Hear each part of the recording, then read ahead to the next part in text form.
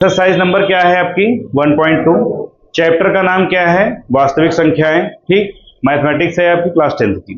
पहला क्वेश्चन हमारा इसमें जो दिया गया है उसमें लिखा गया है कि सिद्ध कीजिए √5 एक क्या है? अपरिमेय संख्या है। आपको ये दिया गया है कि सिद्ध करना है कि √5 क्या है? अपरिमेय संख्या है। कौन सी संख्या? √5 है ना। तो कोई जरूरी नहीं है कि √5 ही आएगा, ये ध्यान रखेंगे। कोई जरूरी नहीं, हो सकता है कोई और नंबर आ जाए। ठीक है, स्टार्ट नहीं? हाँ ठीक। तो √5 जो है ये लिखा है, हो सकता है √7 हो सकता है रूट में कोई और संख्या दे दी जाए, लेकिन लगाने का जो प्रोसेस होगा वो हमारा एक ही होगा। जिस तरह से हम इसको लगाएंगे वैसे ही दूसरी संख्याओं को लगाएंगे।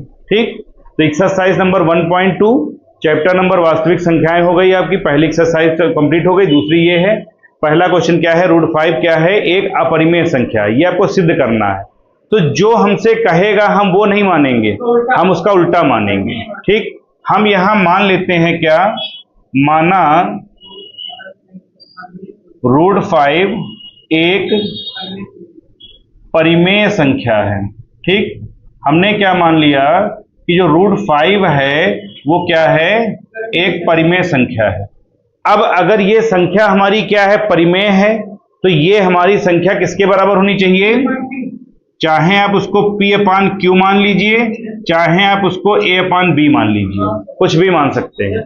आप √5 को मान लेंगे कि ये A/B के है, या आप इसको मान लेंगे कि ये P/Q के है। ठीक, लेकिन यहां पर ध्यान ही देना पड़ेगा कि जो A और B माना गया है ये कैसे होने चाहिए हमारे? ये हमारे सह अभाज्य होने चाहिए। A, B कैसे होंगे? सह अभाज्य संख्या होगी। ठीक, ये कैसे होंगे? सह अभाज्य है। और दूसरी कंडीशन क्या है कि B जो है वह 0 के बराबर नहीं होना चाहिए। ये चीज इतनी आपको लिखनी पड़ेगी, ये ध्यान रखेंगे, तभी आगे बढ़ेंगे। पहले हम यहां तक समझ लेते हैं फिर से। √5 बराबर क्या है? A/B, और A और B को क्या माना गया? सह अभाज्य संख्या माना गया। जहां पर यह कहा गया कि हमारा B जो है वह 0 के बराबर नहीं होगा, बाकी कोई भी संख्या हो सकती है। ठीक, इतना तो कर लोगे। अब इसके बाद में क्या करेंगे? B की आप इधर मल्टीप्लाई कर दीजिए, तो ये कितना हो जाएगा? √5B बराबर किसके? A के हो गया। अब इसको डाल देते हैं क्या? समीकरण नंबर फर्स्ट। यहां से क्या करना? समीकरण 1 का वर्ग करना। समीकरण 1 का वर्ग करने पर जब आप इसका वर्ग करोगे बेटा तो क्या हो जाएगा? √5B का होल स्क्वायर, और इधर क्या हो जाएगा आपका? A का स्क्वायर। कोई दिक्कत? √5 का जब स्क्वायर करोगे तो कितना आ जाएगा? 5। रूट का स्क्वायर करने पर रूट हमारा हट जाता है। क्यों हट जाता है इसको समझ लेते हैं। जैसे √5 का आपने स्क्वायर किया, अब √5 का मतलब क्या होता है? रूट का मतलब जानते हो क्या है? आधी घात। रूट का मतलब आधी घात, तो ये जो रूट लगा है इसका मतलब होता है आधी घात, और फिर इसका आप कर देंगे स्क्वायर। तो जब ये आधी घात को सॉल्व करोगे तो ये हो जाएगा 5 की घात कितना? 1/2, और इंटू में कितना आ जाएगा? 2। अब ये 2 से 2 क्या हुआ? तो कितना आ गया? 5 ही तो आया। तो इसीलिए जो है किसी भी संख्या का रूट लगा होगा अगर, तो उस संख्या का मान क्या आएगा? रूट हट जाएगा, बाकी वही संख्या आ जाएगी। ठीक, और क्या था? B, तो ये हो जाएगा B² बराबर किसके हो जाएगा? A² के। मतलब आपका ये आ गया कि 5B² किसके बराबर है? A² के बराबर है। ठीक, इसका मतलब ये 5 को चाहे तो हम इसके बटे कर दें, या हम यहां लिख सकते हैं कि 5 क्या करेगा? A² को विभाजित करेगा। जैसे हम ऐसे लिख दें, मान लीजिए यहां से B² बराबर किसके? A²/5 के। तो ये क्या कर रहा है? 5 A² को विभाजित कर रहा है। यहां लिखेंगे क्या? 5, A² को विभाजित करता है। जब यह A² को विभाजित करता है इसका मतलब यह है कि 5A को भी विभाजित करेगा। तो यहां लिख देंगे क्या? अतः 5A को भी विभाजित करता है। ये इतनी बात क्लियर हो गई? क्लियर। अब हम इसके आगे बढ़ेंगे। इसके आगे बढ़ने के लिए क्या करना है, बहुत सिंपल प्रोसेस ये है कि जो तुम्हारा यहां पर बराबर किधर आया है, ए स्क्वायर आया है ना, आप ए के बराबर में कुछ और मान लीजिए, ए के बराबर कुछ और मान लीजिए, लेकिन गुणांक उसका 5 ही होना चाहिए। ठीक, आप यहां लिखेंगे माना ए बराबर 5c 5d 5e 5p कुछ भी मान सकते हो, लेकिन 5 के गुणांक में भी मानोगे, है ना। अब इसका जो है मान हो गया क्या, a बराबर 5c। इस मान को आप यहां रखेंगे, इसको हम क्या डाल देंगे, समीकरण नंबर सेकेंड। तो यहां लिख देंगे समीकरण नंबर सेकेंड से। समीकरण नंबर सेकेंड में क्या लिखा था, 5b square is equal to a square. a की वैल्यू क्या रखोगे, तो ये हो गया 5b स्क्वायर और इसका मान हो जाएगा 5c का स्क्वायर। तो ये हो गया आपका 5b स्क्वायर। 5 का स्क्वायर कितना आ जाएगा, 25, क्योंकि 5 को 5 से ही गुणा करेंगे 25 आ जाएगा। फिर आप c का करेंगे तो क्या आ जाएगा, c स्क्वायर आ जाएगा। अब ये 5 से काट दीजिए, कितना आ जाएगा, इधर 5, यानी b स्क्वायर बराबर किसके आ गया, 5c स्क्वायर के। 5 इसके बटे में ले आओ तो b स्क्वायर बटे कितना हो गया, 5 इक्वल टू किसके, c स्क्वायर के। जो कंडीशन आपने यहां देखी वही कंडीशन यहां आ गई। यहां आपने जब a स्क्वायर के बटे में 5 था तो आपने क्या कहा कि ये 5 जो है a स्क्वायर को विभाजित कर रहा है, और यहां पर क्या है, 5 किसके बटे में है, b स्क्वायर के। तो यहां क्या लिख सकते हैं, अतः 5 b स्क्वायर को विभाजित कर रहा है। और जब ये 5 जो को b स्क्वायर को विभाजित कर रहा है, इसका मतलब ये हो गया कि 5 किसको करेगा, b को भी करेगा। तो यहां लिख देंगे क्या, 5 b को भी विभाजित करेगा। ये तो हो गया। अब इतनी बात क्लियर हो गई, सवाल लग गया। अभी आप ये कह रहे थे कि a और b क्या है, सह अभाज्य है। सह अभाज्य का मतलब होता है कि ऐसी संख्याएं जिनका केवल एक गुणांक होगा वो भी एक होगा, सह अभाज्य होंगी। अब यहां ये कह रहे हो कि a को कौन काट रहा है, 5, और b को कौन काट रहा है, 5। तो एक तरफ तो तुम चिल्ला चिल्ला के कह रहे हो कि नहीं एक ही काटेगा, और एक तरफ क्या कह रहे हो, 5 भी काटेगा। तो a और b को काटने वाली दो संख्याएं हो गई। तो यहां पर दो बातें एक साथ संभव नहीं है। यह समझ में आ गई ना। तो यहां लिख देंगे क्या, अतः, या यही लिख दीजिएगा नीचे, यहां लिख देंगे अतः किसके कारण, विरोधाभास के कारण। विरोधाभास के कारण हमने जो माना था वो हो गया गलत। हमने क्या माना था कि √5 एक परिमेय संख्या है, ये क्या हो गया, गलत। और जब ये गलत हो गया तो √5 क्या हो गई, एक अपरिमेय संख्या। यहां लिख देंगे विरोधाभास के कारण √5 एक कैसी संख्या है, अपरिमेय संख्या है। ठीक, इस तरह से आप इसको लगाएंगे और ये 5 नंबर का क्वेश्चन है और 100% आना ही है, ये भी कंफर्म है। हो सकता है √5 ना आए, √2 आ जाए, √3 आ जाए, √7 आ जाए, कुछ भी आ जाए। लगाने का प्रोसेस आपका यही रहेगा। ठीक, फिर समझ लीजिए इसको एक बार रफली समझा देते हैं।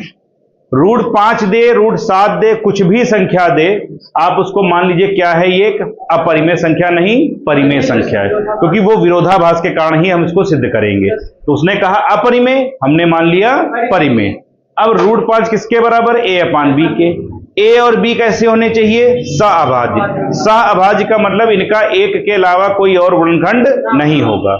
और दूसरी बात कि b की वैल्यू 0 नहीं होगी, 0 के अलावा कुछ भी हो सकती है।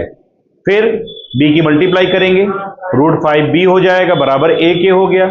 इसका वर्ग कर दीजिए, √5 का वर्ग करोगे 5 आ जाएगा, b का करोगे b स्क्वायर आ जाएगा, a का करोगे a स्क्वायर आ जाएगा।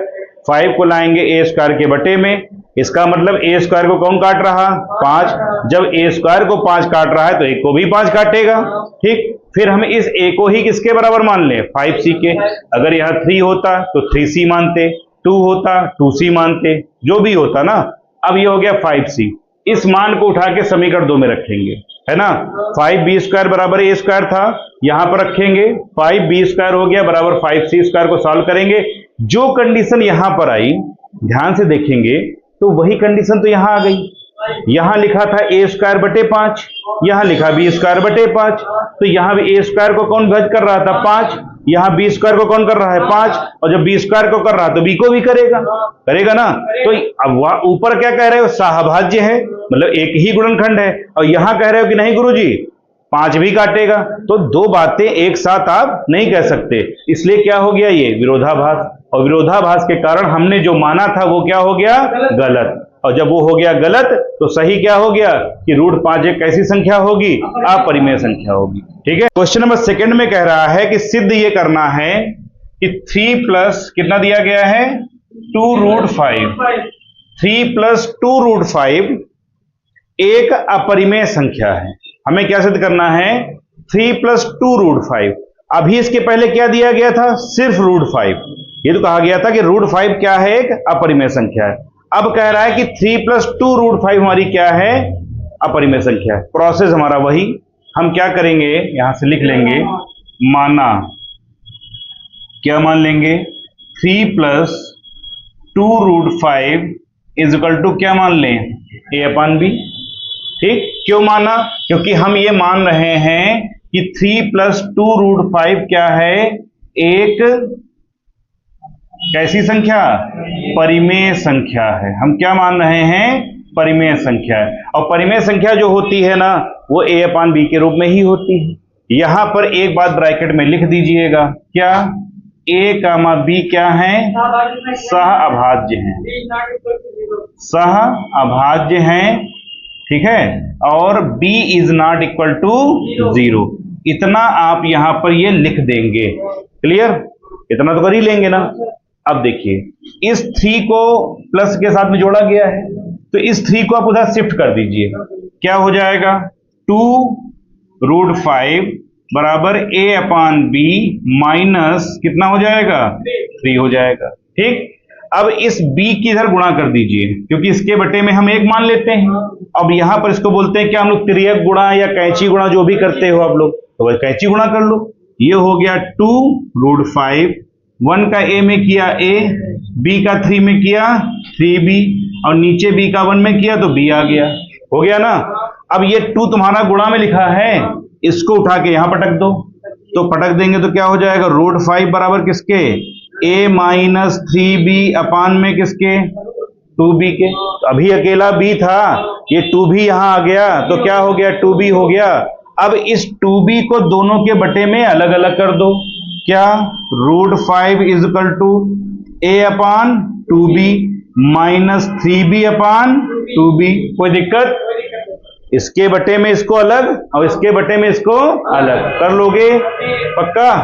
अब ये b से b क्या हुआ, कट गया, तो ये हो गया √5 इज इक्वल टू a/2b, और फिर माइनस कितना हो गया 3/2। यहां तक कहानी समझ में आई, लग गया सवाल। अब बस लैंग्वेज लिखनी, क्या लैंग्वेज लिखेंगे, देखिए a और b क्या है पूर्णांक, a और b क्या है पूर्णांक, 2 भी पूर्णांक 3 भी पूर्णांक, और ये वाला 2 तो लिख ही चुके पूर्णांक होगा। तो हम यहां ये लिख देंगे a, b, 2, 3। ठीक, सभी क्या हैं, सभी पूर्णांक हैं, और जब हम पूर्णांकों को जोड़ते हैं या घटाते हैं तो हमको पूर्णांक ही प्राप्त होता है, और पूर्णांक जो होता है वो क्या होता है, परिमेय होता है। तो इसका मतलब ये हो गया कि a/2b माइनस 3/2 ये जो निकल के आया ये क्या होगा, एक परिमेय संख्या है, एक परिमेय संख्या है। ये तो परिमेय संख्या है, लेकिन इधर क्या लिखा है √5 है, तो क्या ये √5 भी परिमेय संख्या है, तो यहां पर तो विरोधाभास हो गया। फिर से हमारा एक तरफ कह रहे हो पूर्णांकों की कहानी और एक तरफ रूट को भी शामिल किए ले रहे हो, तो क्या लिख देंगे यहां से विरोधाभास, विरोधाभास के कारण, ठीक, √5 क्या हो जाएगा, एक अपरिमेय संख्या। √5 क्या होगा, एक अपरिमेय संख्या है। ठीक, √5 एक अपरिमेय संख्या हो गई, और संख्या दी क्या गई थी 3 + 2 √5, तो लिख देंगे क्या, इसलिए इसलिए 3 + 2√5 भी एक क्या होगी, अपरिमेय संख्या है। क्लियर? इस तरह से इसको लगा लेंगे। बहुत सिंपल प्रोसेस में आपको हमने बता दिया है। क्वेश्चन नंबर 3 का फर्स्ट पार्ट आपको दिया गया है 1/√2 और आपसे कह रहा है कि यह सिद्ध करना है कि 1/√2 क्या है, अपरिमेय संख्या है। ये तो कह रहा है, तो हम क्या करेंगे, उसका उल्टा मानेंगे। क्या मानेंगे? माना 1/√2 एक क्या है, परिमेय संख्या है। ठीक है ना? हम क्या मान लेते हैं कि 1/√2 क्या है, परिमेय संख्या है। जब आपने इसको परिमेय संख्या मान लिया तो इसका मतलब ये हो जाएगा कि 1/√2 किसके बराबर, a/b के बराबर। क्लियर? अगर आपने 1/√2 को एक परिमेय संख्या माना है तो ये किसके बराबर, a/b के।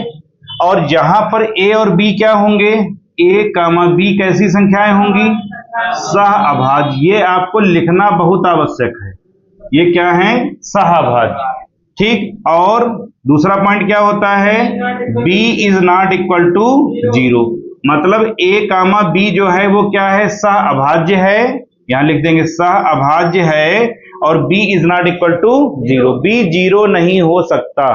क्लियर? इतना समझ में आया? अब इसका कर दो व्युत्क्रम। इसका क्या कर देंगे, व्युत्क्रम। व्युत्क्रम मतलब होता है इसको पलट दीजिए।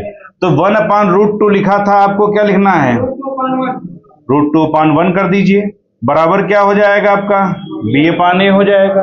अब इसको √2/1 लिखो या सिर्फ √2 लिख दो, b/a हो गया। लग गया थोड़ा, क्या लग गया, a और b क्या है, पूर्णांक। जब a और b पूर्णांक हैं तो पूर्णांकों का जब आपस में बटे करोगे तो क्या आएगा, परिमेय। ये तो परिमेय है। और इधर √2 भी परिमेय है क्या, नहीं है, अपरिमेय हो जाएगा। तो यहां लिख देंगे क्या, a, b पूर्णांक हैं, अतः b/a क्या होगा, एक परिमेय संख्या है। ठीक। तथा विरोधाभास के कारण क्या, √2 क्या हो जाएगा, एक अपरिमेय संख्या है, एक अपरिमेय संख्या है। ठीक। इस तरह से ये हमारा लग गया, हो गया। हमने लिख तो दिया ना कि √2 क्या है, एक अपरिमेय संख्या है। और जब √2 एक अपरिमेय संख्या हो गई तो पूछी क्या गई थी, 1/√2। यहां से लिखना पड़ेगा, इसलिए 1/√2 भी एक अपरिमेय संख्या है। ठीक। इस तरह से इसको हम लोग क्या करेंगे, सॉल्व कर लेंगे।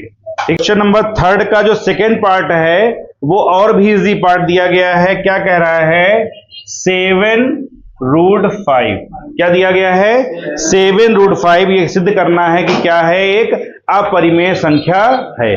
7√5 क्या है, एक अपरिमेय संख्या है। तो हम इसका उल्टा मान लेंगे। हम क्या मानेंगे, 7√5 एक परिमेय संख्या है। ठीक है ना? हमने क्या मान लिया कि ये हमारी क्या है, एक परिमेय संख्या है। यहां मान लिया, हमने माना। ठीक। हमने मान लिया कि 7√5 क्या है, एक परिमेय संख्या है। और जब ये परिमेय संख्या है तो a/b के बराबर। तो इसका मतलब ये हो जाएगा 7√5 = a/b। और क्या लिख देंगे यहां पर, a, b ये कैसे होंगे, सहअभाज्य हैं। ठीक। a, b क्या है, सहअभाज्य। और b ≠ 0। क्लियर?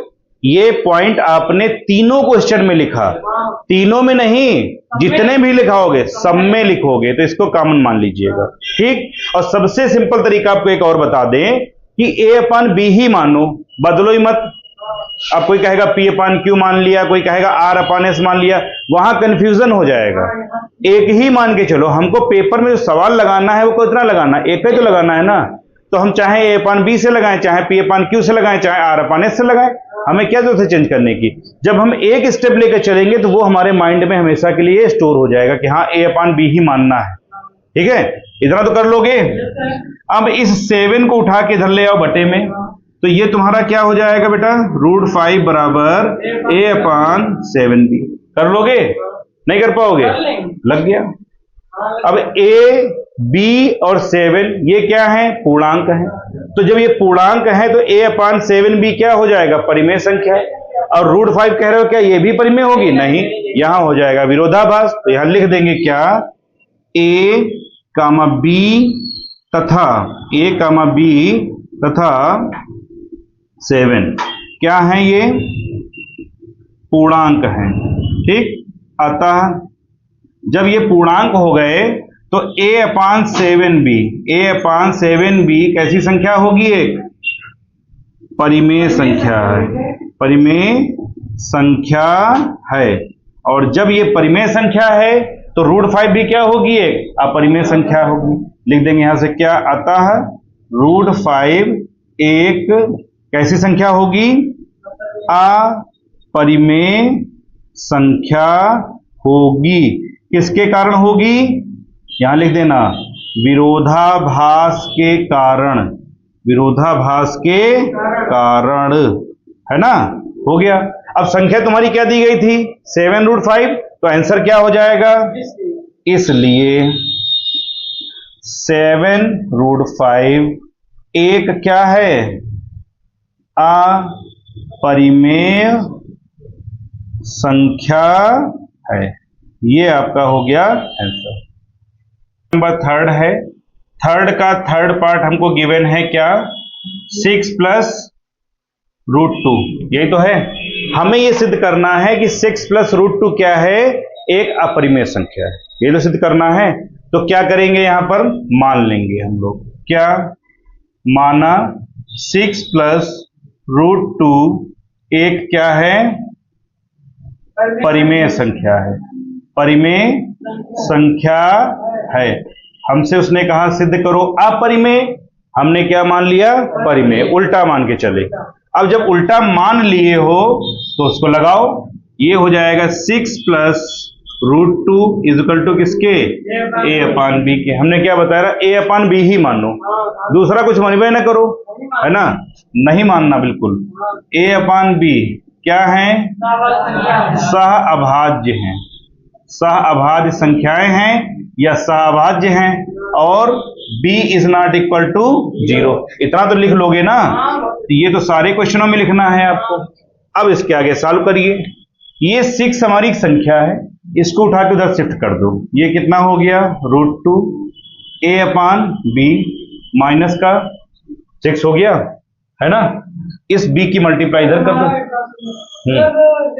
अगर 6 + √2 रहेगा तो यहाँ पे B के नीचे नहीं लाएंगे, B के नहीं लाएंगे। देखिए ये कंफ्यूजन है, ये जो प्लस वाला होता है ये हमेशा माइनस में जाता है, जो गुणा में होता है वो बटे में आता है, जो गुणा में होगा वो बटे में आएगा। जैसे लिखा होता 6√2 बराबर A अपान B, 6√2 बराबर A अपान B होता, तब इधर √2 होता और बराबर क्या हो जाता, A अपान 6B हो जाता। गुणा वाला बटे में आएगा, जोड़ वाला बटे में नहीं आएगा। जोड़ वाला कहां जाएगा, घटाओ में, अब गुणा वाला कहां आएगा, भाग में। अगर माइनस लगा होगा तो प्लस का आ जाएगा, माइनस वाला प्लस का, प्लस वाला माइनस का हो जाएगा पक्षांतर करने पर। ठीक, तो ये प्रोसेस इस तरह से अप्लाई इसमें हम लोग करेंगे। अब इसको देखिए, ये हो गया इतना, ये √2 को ऐसे रखो, B की चाहो तो मल्टीप्लाई कर दो, तो क्या हो जाएगा ये, या ना करोगे तब भी कोई दिक्कत नहीं है। A और B क्या है, पूर्णांक है, 6B क्या है, तुम्हारा पूर्णांक है, तो आप यहीं से मान के लगा दीजिए। क्या लिख देंगे, A, B व 6 क्या है, ये पूर्णांक है। और जब ये पूर्णांक है तो A upon B, A upon B -6 क्या होगी, एक -6 एक परिमेय संख्या है, और एक तरफ कह रहे हो कि ये परिमेय संख्या है, फिर क्या हो जाएगा यहां पर विरोधाभास। अब लिख देंगे विरोधाभास के कारण √2 क्या होगी, एक अपरिमेय संख्या है। √2 एक अपरिमेय संख्या है, और जब ये √2 क्या हो गई, एक अपरिमेय संख्या हो गई, तो ऊपर क्या दिया गया था 6 + √2, तो यहां लिख देंगे क्या, इसलिए 6 + √2 एक अपरिमेय संख्या है। ठीक, तो इस तरह से ये आपका चैप्टर नंबर 1 हो गया कंप्लीट। बहुत जल्दी शुरू करेंगे क्या, चैप्टर नंबर 2।